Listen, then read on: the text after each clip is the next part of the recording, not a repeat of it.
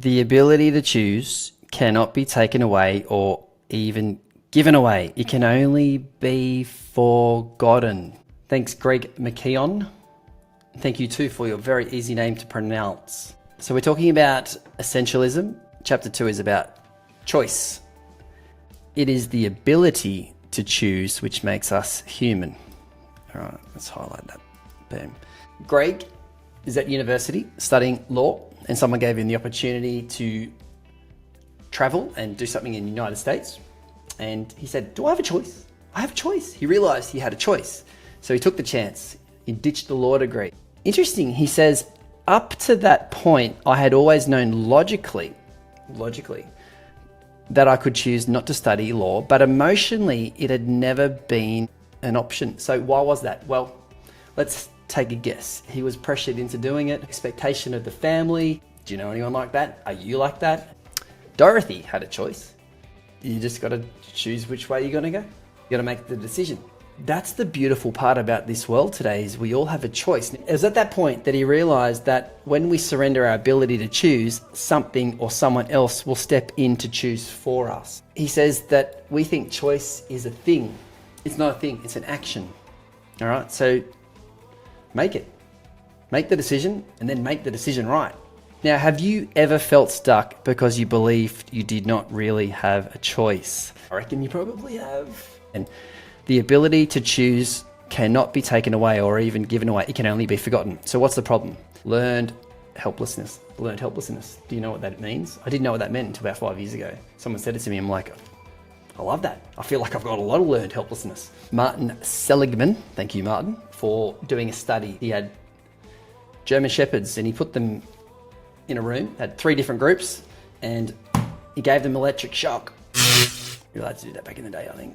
The first group of dogs had a lever that they could press, which allowed them to jump over a fence to get away from the shock. So they had a choice. They jumped. The second group, same thing, but the lever didn't work. They kept pressing the lever and they couldn't jump. So they sat there, they took the shock. And the third group just sat there and didn't get a shock. He then put them into another room, did the same thing, except there was no lever. And you could tell I've done a few double-blind placebo studies in my time too. But there was just a fence there that was small enough for them to jump over. You gave the first group a shock. What did they do? This is the group that knew that the lever would work. They jumped over. They were like, over the fence, they go. The second group, the dog that got the shock where the lever didn't work, they sat there, they didn't jump because they had learned helplessness. The third group that didn't get a shock, they jumped because they just thought, we've got to get away from here. The media does it to us. The world is doing it to it. That's harassment. That is abuse. Like, I do not watch ads.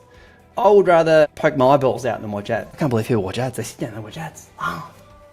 Maybe your boss isn't listening to some things you're saying. It's a broken record. Basically, you just check out or you move away. They don't know why you left. You just run away. You might have run away from a relationship. You felt like you didn't have a choice.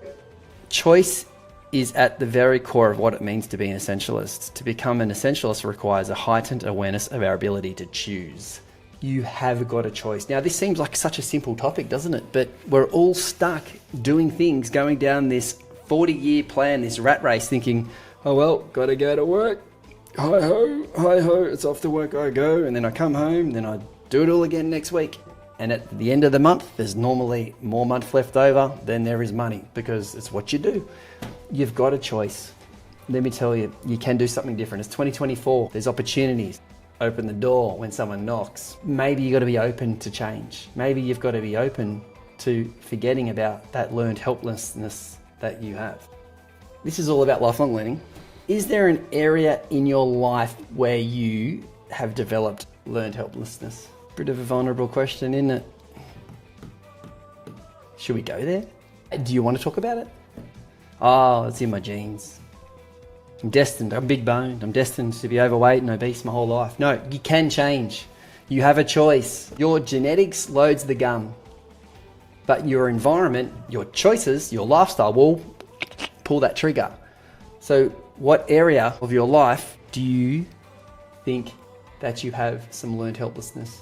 We are lifelong learners, which means we're open to change. We're learning from mentors, plugging into books. We're going to events, we're associating with winners, and sometimes we've got to take a little bit of a look in the mirror, open up our hearts, be a bit vulnerable, and change. The ability to choose cannot be taken away or even given away. It can only be forgotten. We'll see you next week, same bat time. Well, whatever time you choose to watch the video, I guess. It's up to you. It's your choice. Such an idiot. I've got the choice to be an idiot though. I can choose to be an idiot. I hope that was recording.